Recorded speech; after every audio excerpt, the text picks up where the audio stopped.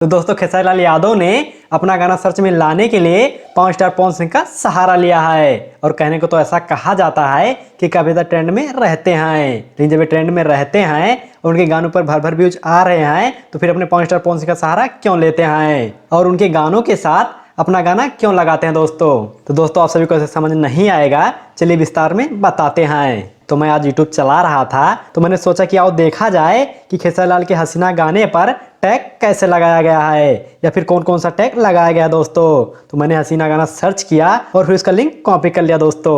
और जब इस लिंक को टैग वेब में जाके पेस्ट करके देखा तो मेरी आंखें खुली खुली रह गई दोस्तों, क्योंकि इस गाने पर टैग लगाया गया था उनमें से ज्यादातर टैग अपने पवन स्टार पवन सिंह के हरी हरी ओढ़नी गाने का था, जो गाना आज के समय काफी ज्यादा तहलका मचा दिया है दोस्तों। और ये गाना काफी समय से ट्रेंडिंग में बना हुआ है, इसीलिए उन्होंने सोचा होगा कि पवन सिंह के गाने का टैग डाला जाए जिससे गाने पर व्यूज ज्यादा आएगा दोस्तों। और दोस्तों एक बार आप लोग खुद ही सोचिए, जब किसी से दुश्मनी चल रहा होता है तो उसका कोई सामान इस्तेमाल नहीं करना चाहिए, लेकिन खेसारी की टीम ने ऐसा बिल्कुल भी नहीं किया और पवन सिंह के गाने का टैग इस्तेमाल किया है दोस्तों। और आगे अब क्या करते हैं अपने पवन स्टार पवन सिंह, सब कुछ देखने के लिए अपने प्यारे प्यारे हाथों से हमारी वीडियो को कर दीजिए लाइक और चैनल को सब्सक्राइब करना मत भूलेगा दोस्तों। तो प्यारे दोस्तों आगे मिलते हैं नए अपडेट के साथ, तब तक के लिए जय हिंद, जय भोजपुरिया समाज।